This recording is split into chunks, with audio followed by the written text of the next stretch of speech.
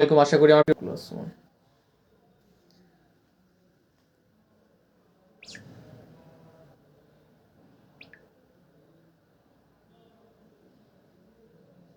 একটু লাইভটা শেয়ার করে দিই।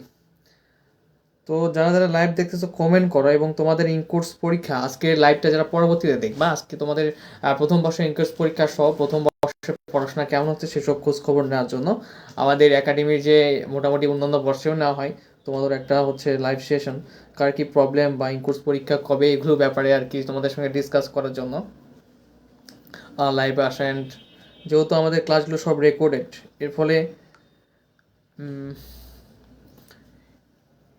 ফলে সবার সাথে কানেক্ট হওয়া যায় না।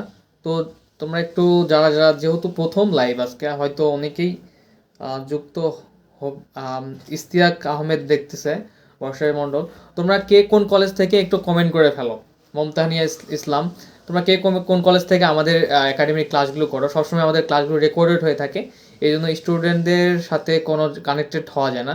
তো যারা পরবর্তীতে ভিডিও দেখবা, তারা যদি কোনো প্রশ্ন টশ্ন থাকে করবা, সমস্যা নেই, পরবর্তী রিপ্লাই দিব। ইস্তিয়াক আহমেদ, বর্ষা মণ্ডল, আপনারা কে কোন কলেজ থেকে আমাদের একাডেমির ক্লাস করতেছেন কমেন্টে জানাবেন। তো আপনাদের হচ্ছে প্রথম বর্ষের ইনকোর্স পরীক্ষাগুলোকে খুবই সিরিয়াসভাবে নিতে হবে, ঠিক আছে? কেননা এখন ইনকোর্স পরীক্ষাতে যদি খারাপ রেজাল্ট বা ফেল যদি হয়ে থাকে, সেক্ষেত্রে কী হয়ে যাবে, ইনকোর্স তোমাদের ফাইনাল পরীক্ষায় কিন্তু অ্যাটেন্ড হতে দিবে না। বুঝতে পেরেছো?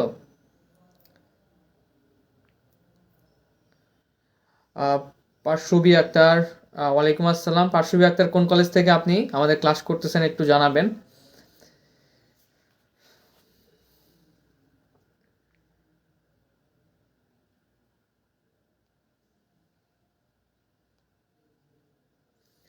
তো আপনাদের প্রথম বর্ষে ইনকোর্স পরীক্ষা রিসেন্ট শুরু হবে। অ্যান্ড আপনারা যেভাবে প্রিপারেশন নেবেন, যে ইনকোর্স পরীক্ষার ক্ষেত্রে পেইড বেসে ইনকোর্স সাজেশন দেওয়া হচ্ছে, সেই ইনকোর্স সাজেশনগুলো ফলো করবেন। এবং যদি কারো প্রশ্ন থাকে কমেন্টে করে ফেলবা। তো সেই ইনকোর্স সাজেশন ফলো করে তোমাদের আগামীকালকের যে ইনকোর্স পরীক্ষা রয়েছে সেগুলো প্রস্তুতি নেওয়ার চেষ্টা করবা। এবং দেখবা যে বিভিন্ন কলেজে বিভিন্ন রকমের দিবে, চ্যাপ্টার সাজেস্ট করে দিবে। চাঁদপুর গভর্নমেন্ট কলেজ, ওকে, খুবই ভালো।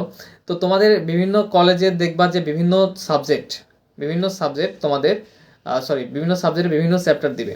তো কি করবা, সেই চ্যাপ্টারগুলো তোমরা ভালো করে করার চেষ্টা করবে। এবং সাজেশনে কিন্তু মোটামুটি ম্যাক্সিমাম চ্যাপ্টারই দেওয়া হচ্ছে। এবং কারো যদি দেখা যায় যে চ্যাপ্টার দেওয়া হয় না, কিছু কিছু চ্যাপ্টার, সেক্ষেত্রে তোমরা আমাকে বলবা, আমি সেই চ্যাপ্টারগুলো অ্যাড করে দেবো। বুঝতে পেরেছো? সাজেশনে, তো সাজেশনে যে চ্যাপ্টারগুলো, যে প্রশ্নগুলো দেওয়া আছে সেগুলো পড়বে। এবং সাজেশনে যদি কোনো প্রশ্ন দেওয়া না থাকে, যেগুলো ক্লাসে করানো হয় নাই, সেই প্রশ্নগুলো তোমরা হচ্ছে ওয়ালাইকুম আসসালাম হাফিজুর। তো একদমই প্রথম আমাদের লাইভ ডিসকাশন, এভাবে পরবর্তী আমরা লাইভ ক্লাস নিব। তো এর জন্য হয়তো স্টুডেন্টরা অ্যাক্টিভ না, সবাইকে লাইভে থাকলে কী হবে যে পড়াশোনা কার কতটুকু হচ্ছে, কি অবস্থা, এবং কোনো প্রশ্ন থাকলে করতে পারো হাফিজুর রহমান।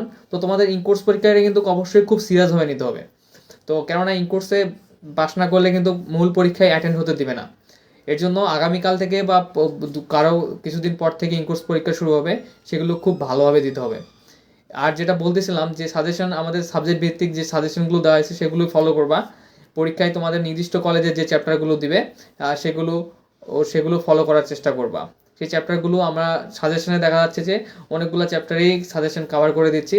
সেই সাজেশনগুলো দেখে দেখে তোমরা প্রশ্ন দাগায় নিবা, নিয়ে প্রিপারেশন নিবা। হাফিজুর রহমান, কোন কলেজ থেকে তুমি আমাদের ক্লাসে যুক্ত আছো ভাইয়া, একটু কমেন্ট করে জানাবা।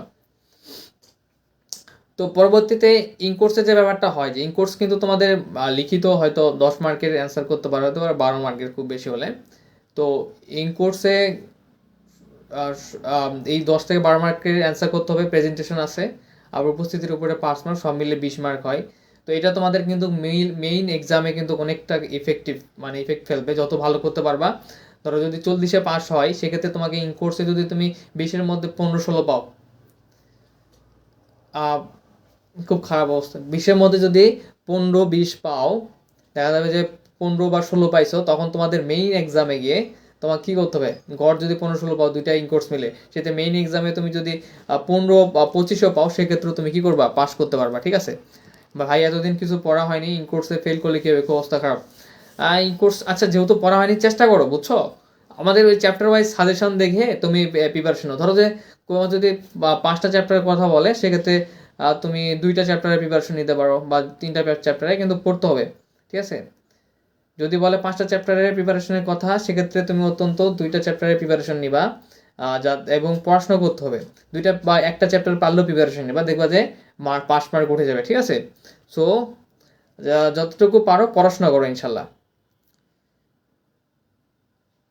তো লাইভের আজকের টপিকটাই ছিল এটা, যে ইনকোড সম্পর্কে হালকা পালকা ধারণা দেওয়া। তো অনেকেই নাই, সবাই রেকর্ড ক্লাস করে যেহেতু, সো লাইভে কেউ সেরকম অ্যাক্টিভ থাকে না। তো এর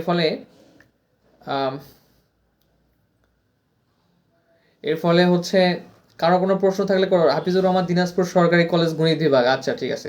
তো যে কথাগুলো বললাম ইনকোড সম্পর্কে, সেগুলো মেনটেন্স করার ট্রাই করবা। অ্যান্ড কেউ পরীক্ষার প্রিপারেশন থাকুক না থাকুক, অবশ্যই ইনকোর্স পরীক্ষায় অবশ্যই জয়েন হবা। ইনকোর্সে উপস্থিত থাকতে হবে, মাস্ট বি। নয়তো এখন অনেক হার্ড রুলস করছে। আগে ইনকোর্স পরীক্ষা না দিলেও সমস্যা ছিল না, বা ইনকোর্সে পাস ফেল না করলেও সমস্যা ছিল না, কিন্তু এখন অনেক ক্রিটিক্যাল করছে যে এই কোর্সে পাস করা সহ উপস্থিত থাকতে হবে, মাস্ট বি। এর জন্য এমার্জেন্সি একটা লাইভ, যে তোমাদের যারা পরবর্তীতে হয়তো অনেকেই দেখবে, জাস্ট লাইভটা রেকর্ড করে রেখে দেবো। যে কথাগুলো বলছি সেগুলো অনুযায়ী ভালোভাবে প্রিপারেশন নিয়ে পড়াশোনা করবা। আর যে সাবজেক্টের ইনকোর্স সাজেশনগুলো তোমাদের লাগবে, সেগুলো গ্রুপে একটু বলবা, দিয়ে দেবো। বা যে চ্যাপ্টারের, কারণ বিভিন্ন কলেজে বিভিন্ন চ্যাপ্টারের সাজেশন দিচ্ছে, বিভিন্ন কলেজে বিভিন্ন চ্যাপ্টার বলতেছে, তো সেগুলো একটু জানাবা, ঠিক আছে। তো বেশি লাইভ লং করবো না, লাইভটা শেষ। যে যতটুকু কথা বলতেছিলাম বলছি। অনেকেই অ্যাক্টিভ নাই হয়তো, বা তারা পরবর্তীতে দেখে নেবে আমাদের লাইভের যে টপিকটা ছিল সেই বিষয়ে। বা তোমাদের কোনো প্রশ্ন থাকলে প্রশ্ন করতে পারো, নয়তো আমি লাইভটা শেষ করে দেবো। ইনকোড সম্পর্কে জাস্ট একটু বলার জন্যই, তোমাদের কোনো প্রশ্ন থাকলে প্রশ্ন করতে পারো, লাইভ আসে আজকে। তো সবার পড়াশোনা কেমন হচ্ছে? ক্লাস বুঝতে পারতেছো তো নাকি? ক্লাস করতে কোনো প্রবলেম হচ্ছে?